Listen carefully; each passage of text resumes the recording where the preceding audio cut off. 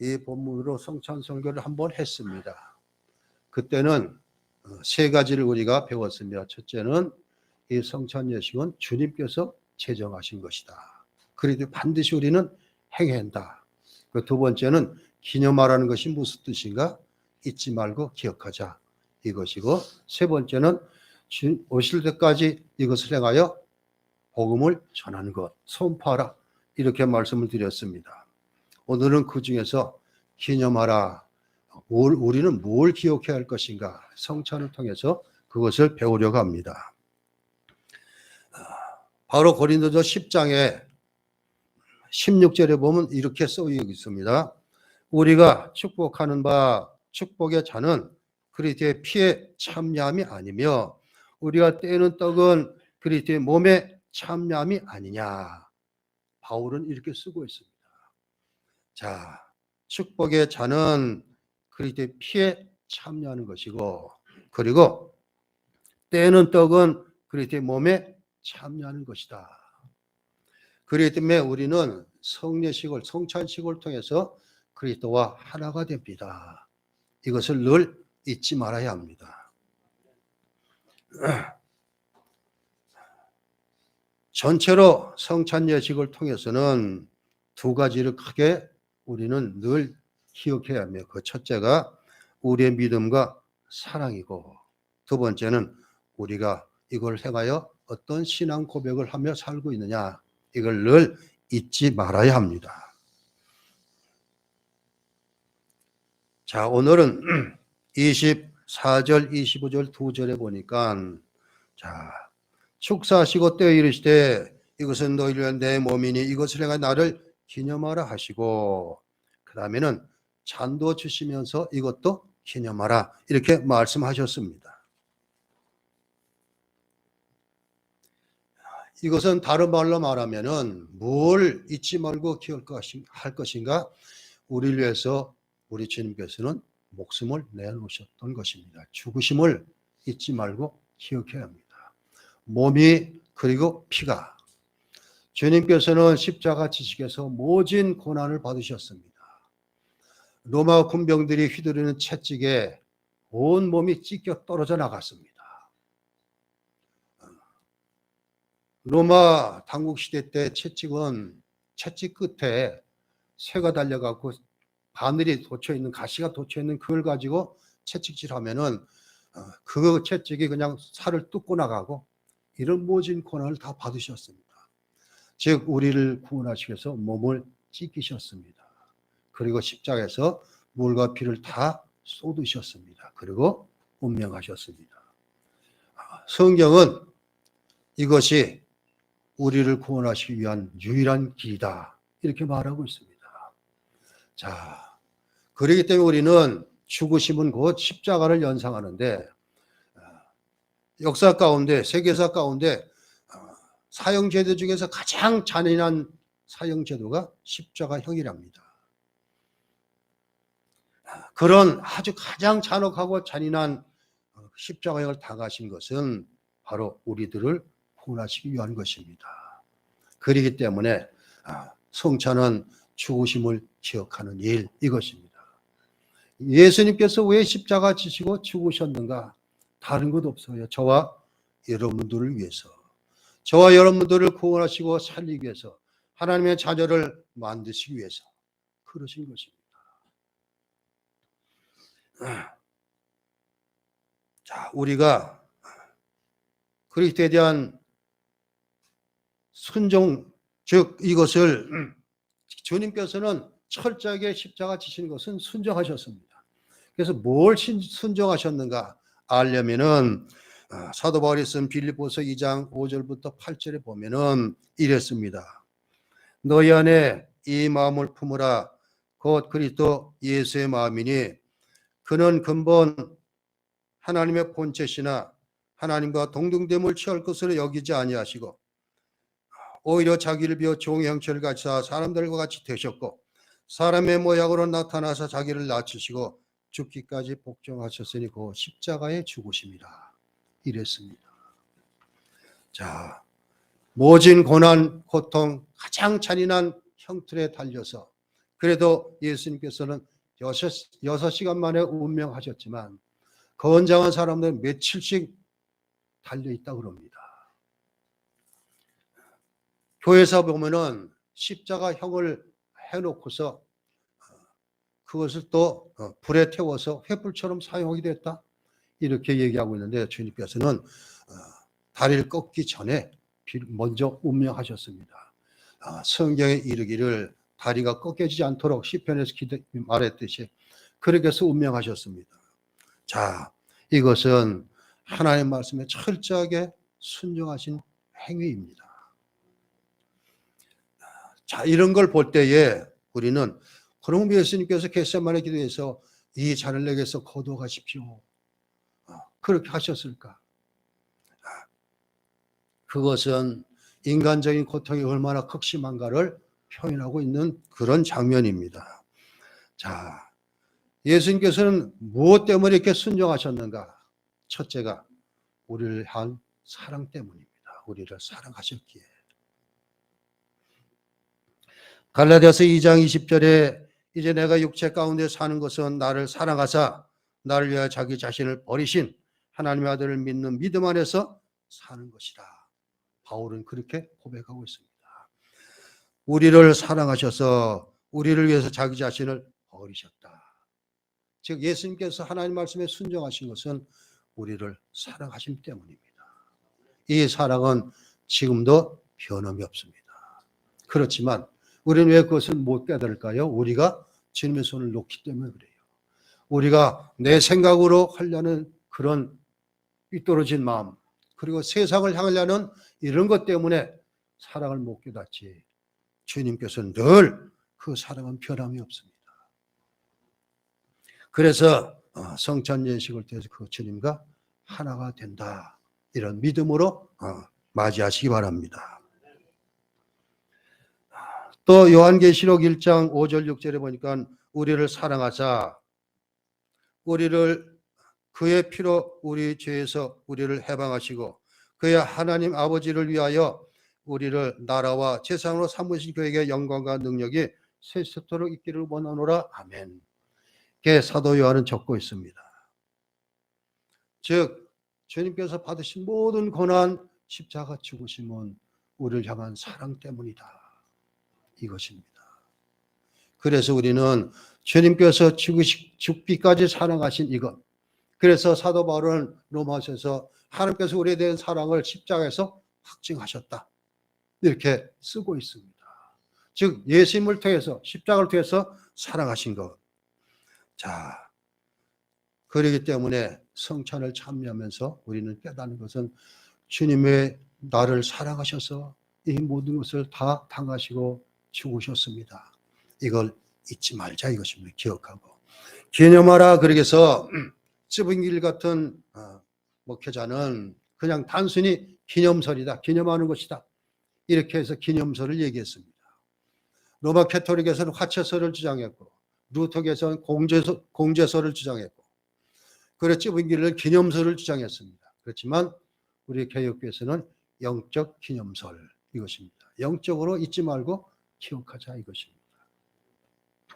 성찬식에 참여하면서 이것, 주님께서 나를 사랑하셨기에 이 모진 고난 받으시고 십자가 죽으셨습니다. 이걸 늘 우리가 죽어 천국 들어갈 때까지 이 세상에 사는 날은 늘 잊지 말고 기억합시다, 이걸 얘기하고 있습니다.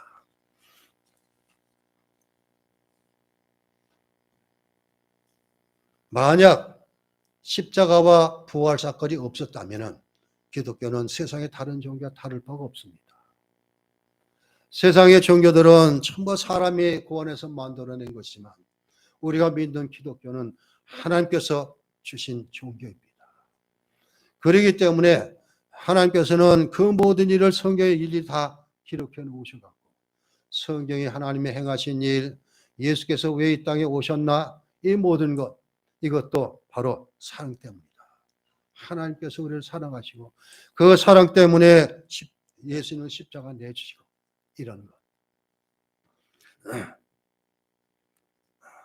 우리는 세상에 살면서 오늘날에는 이런 게 점점 없어졌어요. 자식을 살리기 위해서 어머니가 자식을 밖으로 몰아내고 기차에 치워 죽는 이런 일들. 그래서 그 사랑이 참 크다. 또 모르는 사람이지만 물에 빠져 허덕이는 어린애를 구해놓고 힘 빠져 스스로 목숨을 잃는 이런 사건. 이런 거 볼 때 남을 위해서 이렇게 자기 생명을 버리는 게 너무나 위대하다. 그런데 주님께서 주신 그 죽으심의 사랑은 그것을 훨씬 뛰어넘는 위대한 사랑입니다. 이 사랑은 지금도 변함이 없습니다. 주님께서 늘 나를 붙잡고 계시고 살아가신다는 걸 늘 잊지 마시기 바랍니다. 성찬을 참여하면서 바로 그런 주님께서 나 위에 죽으셨습니다. 이것은 지금도 변함이 없습니다. 잊지 마시기 바랍니다. 그리고 두 번째는 이 주님의 하나님 앞에 순종은 스스로 자원해서 드리는 순종입니다. 억지로 하는 것이 아니라 자원해서 기꺼이 감당하셨습니다. 다른 말로 말하면은 이 얘기입니다. 주님께서는 하나님의 아들이신 그분이 우리가 똑같은 육신을 입고 이 땅에 태어나시게 하신 것은 우리를 위한 것이거든요. 즉 다른 말로 말해서는 주님께서는 이 땅에 오신 것은 하나님의 뜻을 이루게 오셨는데 그것은 다른 게 아닙니다. 십자가 죽는 것입니다. 우리가 땅에 태어나면서 나는 이제 죽으러 간다 이런 사람은 없을 거예요. 나이가 아무리 많이 들었어도 죽음은 아주 누구나 꺼려합니다. 생각지도 안 합니다. 그렇지만 우리는 죽음을 향해서 늘 다가가고 있습니다. 시간은 죽음을 향해 가고 있습니다. 그렇기 때문에 사람들은 죽음을 보면은 두렵고 무섭고 생각조차 하기 싫은데 우리 주님께서 이 땅에 오신 것이 바로 죽기 위해서 오셨어요. 죽으려고. 그것도 기꺼이 자신을 드리는 순종으로. 잠언 8장 30절 31절을 보면은 내가 그 곁에 있어서 창조자가 되어 날마다 그의 기뻐하신 바가 되었으며 항상 그 앞에서 즐거워했으며 사람이 거처할 땅에 즐거워하며 인자들을 기뻐하였느니라. 즉 창조가 되어서 기뻐했던 이분이, 즉 하나님 보좌에 같이 계셨던 이분이 하나님께서 명령하시자 그 명령을 온전히 순종하기 위해서 기꺼이 자신을 이 땅에 보내시고 오셔서 성육신 하시고 그리고 십자가 달려 죽으셨습니다.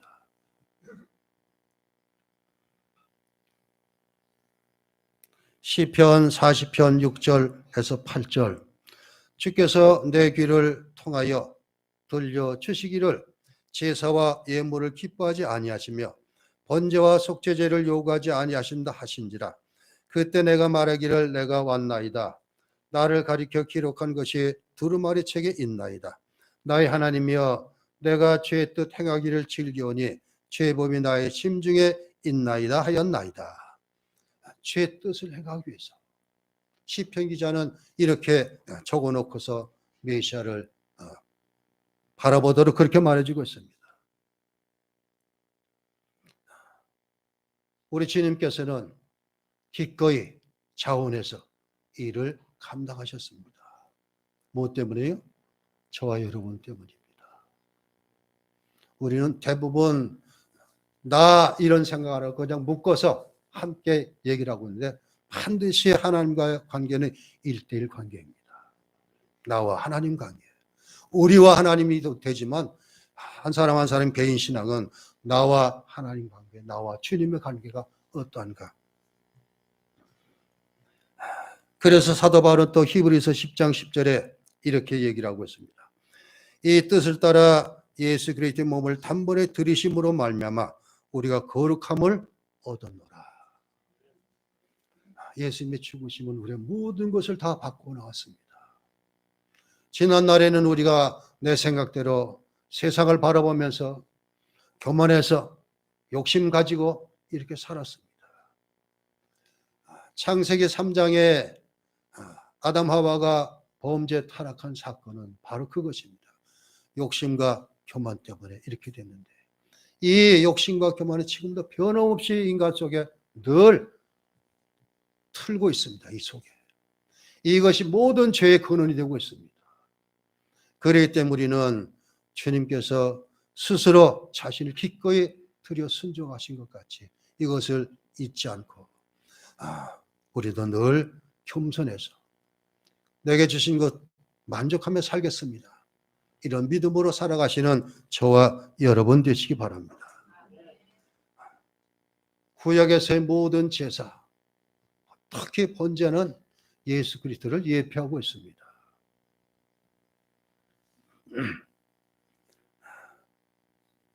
그래서 신약 성경에서 사도 바울이나 요한복음에 보면 하나님의 어린 양이로다. 세상 죄를 지고 가는 하나님의 어린 양.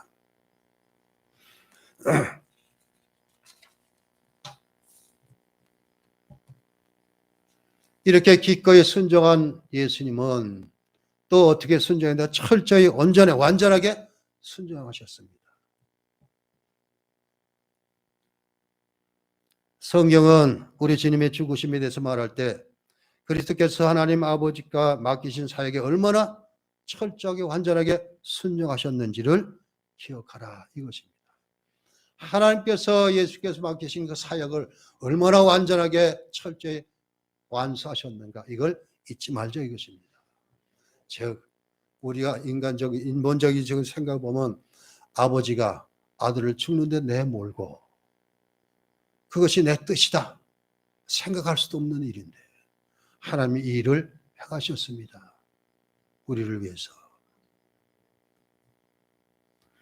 자, 그래서 구약이든 신약이든 이런 구절이 너무나 많이 나오고 있습니다. 그래서 이사야 선지자는 50장 5절 6절에 주 여호와께서 나의 길을 여셨으므로 내가 거역하지도 아니하며 뒤로 물러가지도 아니하며 나를 때리는 자들에게 내 등을 맡기며 나의 숨을 뽑는 자들에게 나의 뺨을 맡기며 모욕과 침뱉음을 당하였을 때 내 얼굴을 가리지 아니하였느니라. 고난받는 주님을 묘사하고 있습니다. 그래서 우리는 성경 전체를 보면서 여기서 예수님을 볼 수 있어야 됩니다. 신구약 전체가 다 예수님에서 하신 말씀이기 때문에.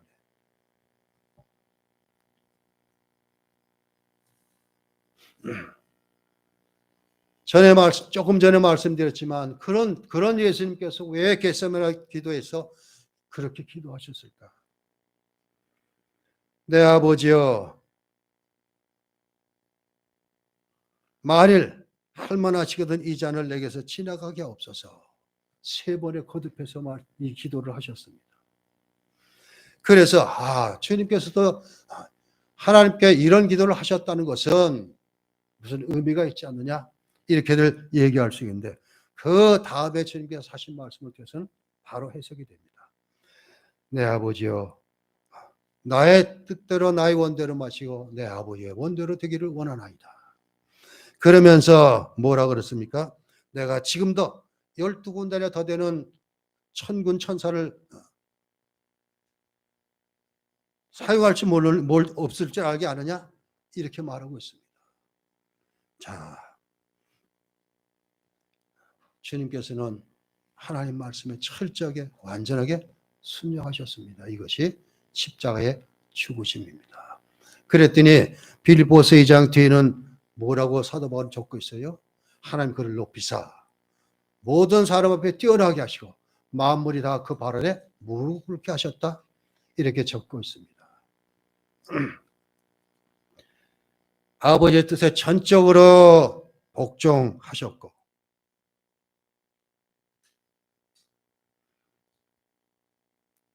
자신을 보여줄 천사의 능력도 거절하셨습니다. 나의 원대로 마시고 아버지의 원대로 되기를 원하나이다. 이렇게 기도하셨습니다. 즉 예수님께서는 아버지이신 하나님을 철저하게 그리고 완전하게 순종하신 것, 막신 일을 감당하신 것을 알게 됩니다. 자, 우리도 그러면 어떻게 될까요? 아까 말씀드렸듯이 우리도 그 사랑을 받았기 때문에 주님께서는 뭐라고 했어요? 내 이웃을 내 몸처럼 사랑하라 이랬습니다. 그래서 우리도 이제 살아가며 살아야 되고, 두 번째는 주님께서는 자원에서 기꺼이 순종하셨던 것처럼 우리도 믿음으로 행하는 모든 것은 억지로 하는 것이 아니라 정말 기꺼이 차원에 즐거이 할 수 있는 저와 여러분 되시기 바랍니다. 그리고 하나님 앞에 맡기신 일을 철저히 완전히 충만하게 수행할 수 있는 그러한 저와 여러분 되시기 바랍니다. 그러면서 마지막 한 가지가 이 모든 것을 인내로 감당하셨다 이것입니다. 참고 또 참으시고 이사야서 53장 7절 고난받는 메시아에 대한 말씀이지만 이렇게 말하고 있습니다.